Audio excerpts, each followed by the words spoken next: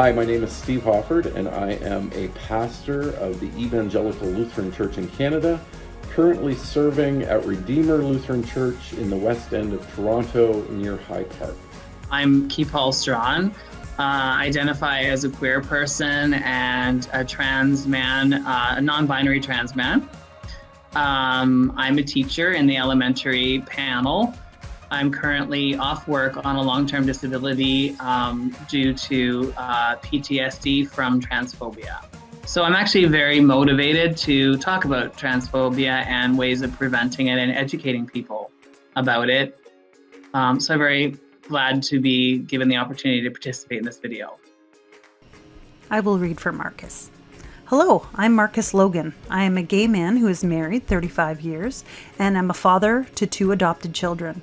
I am the past CEO of the Halton Organization for Pride in Education and the Positive Space Network for the Halton region.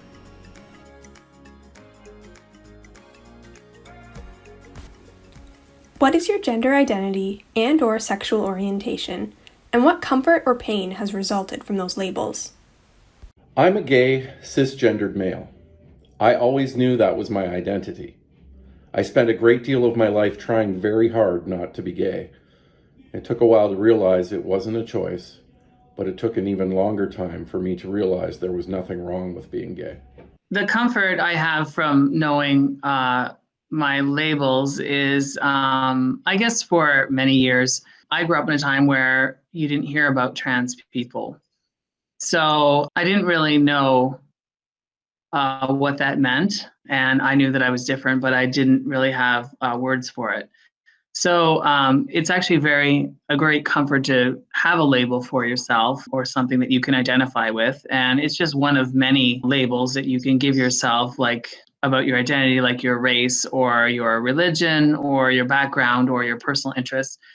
So knowing that I'm trans is something that I'm really proud of. At the same time, it's not something that I just share with people because I find that I just like being myself in the moment. And when people find out they want to discuss my transness, which isn't very weird because normally people don't sit around and talk about their gender identity. I don't know if you've sat around and talked about your gender every day with people. You just live it and people accept you for who you are. So I don't often out myself and I don't often explain myself because I think a lot of people would like me to explain myself as a way of not letting me just exist and enjoy my life. It's a form of, I actually think that's a form of transphobia, continuously generating conversation around it. I'm happy to share here though, because it's an educational and like-minded, I'm sure there's like-minded people and people who are allies who want to learn from this experience. So it's a different context for me. The other thing is it's really important to be being non-binary because I don't believe that gender is a binary, that there's just 2 genders. I believe there's more than 2 genders. And I think there's lots of different ways of being a human. And I really enjoy being non-binary because I want to do the things that I like, not what my genitalia or my gender identity dictate. Marcus states, I am a cisgender male. My sexuality is gay. The label of gay means a lot to me. It helped me to understand who I was, and it helped me to live 100% authentically. Right. So my gender identity, I am a trans man. This question of comfort or pain is so interesting to me because I didn't really know that being trans was a thing that a person could be until I was in about, I think, grade 11, when I saw an episode of The L Word that opened up that world to me. This was not something that was discussed in the mainstream in the way that it is now. So that's a big shift that I've seen in my lifetime. That's kind of coupled along with my own transition, which is really cool. So there is a lot of comfort in that because I didn't know that that was a thing. And then when it was explained in a very problematic and reductive way on TV, and then I went on the internet and found more problematic and reductive stuff, there was still this calm, this aha of like, oh, this is the thing that it is. I've always been aware that there was something kind of different about me compared to perhaps my peers. I couldn't really figure out exactly how to articulate it, and nothing really felt right until I landed on that. What are some things that you wish others knew before interacting with you? For example, why it's not okay to ask someone if you're gay. What are some of the tools you use to respond to these questions? What is okay to ask someone depends on your relationship with them. It is never okay to assume anything about anyone. Orientation and gender assumptions are often wrong. I don't like talking about my gender or my appearance any more than you would. So when someone's pointing out your gender or your appearance, it's usually meaning that you're not doing a very good job according to them about it. It's not normal to point out people's gender and appearance like in polite society. I take it as gender policing when people question me about my gender. People don't need to explain their gender, and gender identity is invisible. So you never know, someone might be thinking about transitioning, but they haven't, or someone might be a non-binary person, but they're choosing to look typically cisgender, but their spirit is non-binary, or they're a two-spirit person. And that's a perfectly legitimate way to be. So I mean, the old thing, don't judge a book by its cover. Unfortunately, for gender, most of it is people judging the cover. And I wish that that wouldn't happen. I think in the future it will happen less and less. I had a friend who would introduce me like, "This is my gay friend Marcus," all the time, until I asked her not to use the gay term. It seemed to me that I was me first, and being gay was only one part of me. My sexuality doesn't define who I am. I think that people's curiosity and or discomfort can lead to some really awkward questions. Often I find that, and this leads into the next question a little bit too, people want to do the quote unquote the right thing or say the right thing, and most of the time are very intentional and caring in the words that they choose and the way that they interact. However, this often leads to like really odd questions about my body or my past or my dead name and things that like there's no reason to ask these things, and it sometimes comes across, I think, in the guise of wanting to be just so supportive that it becomes a little bit invasive. That's what happens most of the time, in terms of things that aren't really okay. The tools. So that's something that when people are pushing boundaries with questions, asking about, my body or intimate details of my life or those sorts of things, it's something that as I've grown older, I've learned to be more assertive with, I suppose is the way I'd like to say it. And I will tell people straight up, like, that's a boundary, or I'm not comfortable discussing this, or sometimes like none of your business. Like, I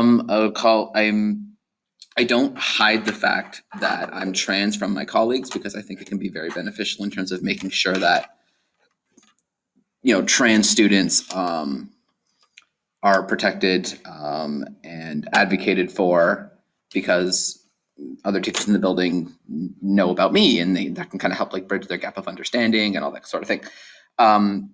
And sometimes people ask me things like, okay, well, what's your quote unquote real name, or what were you born with? And I have no problem just saying that's none of your business. And that's usually enough.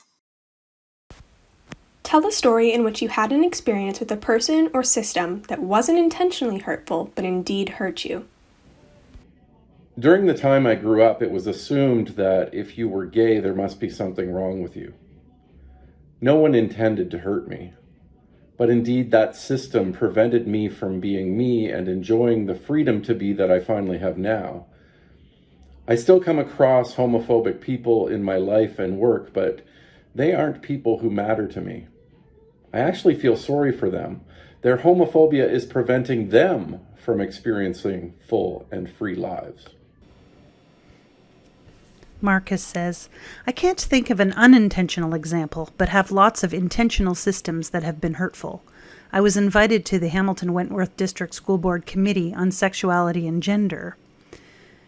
To be inclusive, they invited the Hamilton Family Coalition to the table, and I was told by the lead of that homophobic group that he was superior to me because he was heterosexual." That happens to me a lot because the system has been built for people who are cisgender privileged. And cisgender privilege means that you identify, your gender identity is the same as the sex you were born with. So let's pretend if you were born with male genitalia and you actually have a male gender identity. And the cisgender system is in a binary. So there's only male and female. So intersex people and genderqueer people and trans people are usually rendered invisible. So a perfect example of a cisgender system is, well, the bathroom situation. If you don't have gender neutral bathrooms in a school, or if you go camping and there's girls and boys cabins, that's assuming that everyone's heterosexual and no one's going to be sexually attracted to their same sex. And it's also erasing the fact that where are the intersex people and the genderqueer people and the trans people? Where are they going to go? They don't exist. Part of that system erases me as a person. So that is very hurtful in general. And I've experienced that going to hospitals and not being able to have a safe place to stay because I look male but I'm not comfortable like showering with men. Or I think a lot of people feel free to ask you your gender and ask you about your gender, which I hope will stop soon. Like we're now beginning to recognize that you shouldn't ask people. You don't, it's private information. You're actually asking people about their genitals if you're asking for their sex at birth. With intention, I don't care about intention. I care about impact. And with human rights abuses, it's about impact.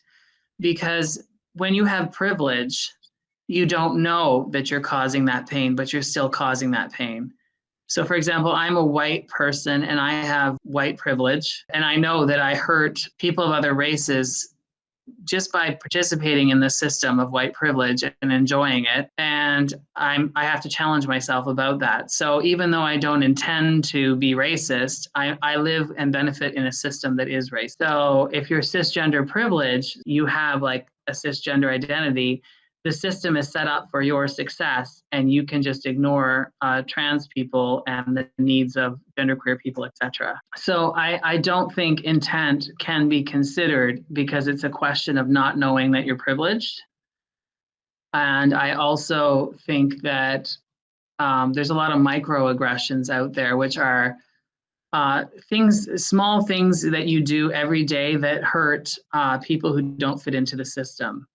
And those are mostly defined as unintentional. So my biggest problem is when somebody misgenders me, first of all, that means that they're buying into the cisgender system, which says men look like this, women look like this, and I can stick you in a box. That's one thing. And then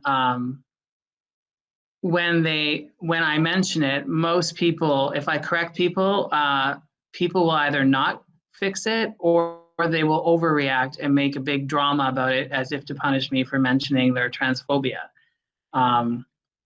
So these are two things that happen. Stresses me out the most where systems like hurt me is like filling out forms and things like that, like health cards, driver's licenses, passports. I need to get a new passport, payroll, those sorts of things where my documentation with like the government and stuff had one name and one gender, and I was navigating the world with another. So until I had all that paperwork done, and even now, sometimes it's not all the way done, having to disclose those things, or like when I go to the doctor's office or something, or I go and I get a massage, having to kind of go through that every single time in a place where I don't know whether it's safe or not to do that is really hurtful and stressful.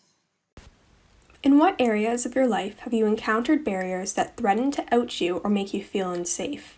How do you advocate for yourself as you navigate the heteronormative systems in society? Well, Canada has come a long way, but there are still many areas where I would never feel safe to give my boyfriend a quick kiss or to hold his hand in public. I do try to push through that fear so that someday homosexual relationships are seen as normative as hetero ones. In my professional life, I no longer hide who I am. It has limited my career opportunities, but I think that is important advocacy work. I also point out heteronormative systems and attitudes when I see them.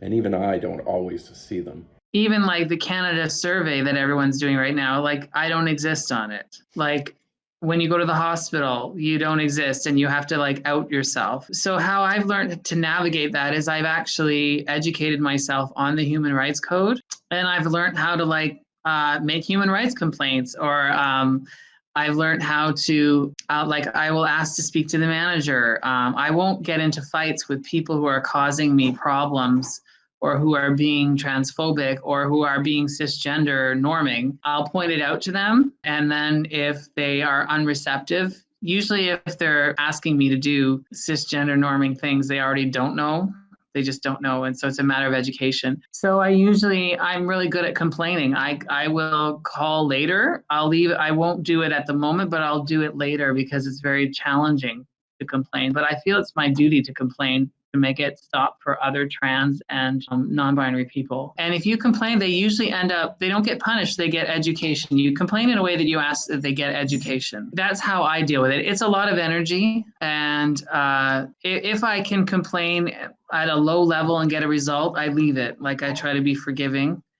But if I clearly can't get a result, I do push it. But it takes a lot of self-confidence and awareness of the law and awareness of what microaggressions look like and what transphobia looks like. And when I first came out, I didn't understand all of the small ways people were like, it was like death by 1,000 cuts. You need to have like-minded people in your life who've kind of been on that journey to mentor you a bit. But unfortunately, sometimes they're because of transphobia or cisgender norming for me.